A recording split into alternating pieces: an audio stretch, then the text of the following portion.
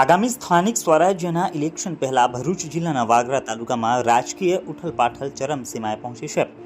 એક તરફ જ્યાં આમ આદમી પાર્ટી સતત કોંગ્રેસમાંથી નેતાઓને પોતાની તરફ ખેંચી રહી છે, ત્યાં બીજી તરફ આમ આદમી પાર્ટીના નારાજ કાર્યકરોની ઘર વાપસીનો સિલસિલો પણ શરૂ થઈ ગયો છે। તાજેતરમાં જ વાગરા ખાતે કોંગ્રેસના ઉસ્માનભાઈ ઉમરજી પટેલ પોતાના સાથીઓ સાથે આમ આદમી પાર્ટીમાં જોડાયા હતા। આ મોટા જોડાણના પડઘા હજુ શમ્યા નથી, ત્યાં આપે વધુ એક શક્તિ પ્રદર્શન કર્યું છે। ગઈકાલે સાંજે વાગરા તાલુકાના જાગેશ્વર ગામે 35 જેટલા નવયુવાનોએ ઉત્સાહ સાથે આમ આદમી પાર્ટીનો ખેસ ધારણ કર્યો હતો। આ યુવાનોનું સ્વાગત કરવા માટે આપના અગ્રણી નેતાઓ હાજર રહ્યા હતા, જેમાં લોકસભા ઇન્ચાર્જ યાકુબ ગુરજી, જિલ્લા પ્રમુખ પિયુષ પટેલ, યુવા આગેવાન ચિરાગભાઈ, એડવોકેટ કમલેશ મઢીવાલા અને તાજેતરમાં જોડાયેલા ઉસ્માન ઉમરજી પટેલનો સમાવેશ થાય છે।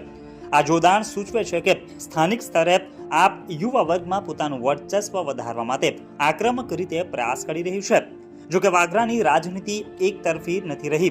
જે દિવસે સાંજે જાગેશ્વર ખાતે આપ દ્વારા 35 યુવાનોનું સ્વાગત કરવામાં આવ્યું હતું, તે જ દિવસની સવારમાં એક મોટી પક્ષ પલટાની ઘટના પણ નોંધાઈ હતી।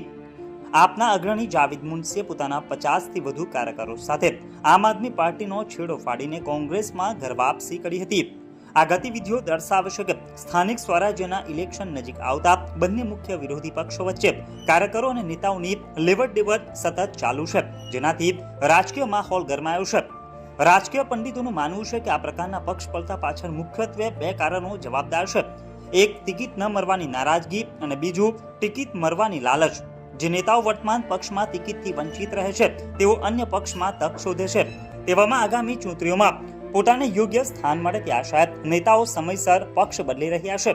વાગરા તાલુકામાં એક જ દિવસમાં આટલા મોટા પ્રમાણમાં થયેલું જોડાણ અને છૂટા પડવાની ઘટના સૂચવે છે કે ઇલેક્શન પહેલા જમીની સ્તરે પક્ષો પોતાનું વર્ચસ્વ જાળવી રાખવા માટે સઘન પ્રયાસો કરી રહ્યા છે અને આ રાજકીય અસ્થિરતા આગામી દિવસોમાં પણ ચાલુ રહેવાની શક્યતા સેવાઈ રહી છે।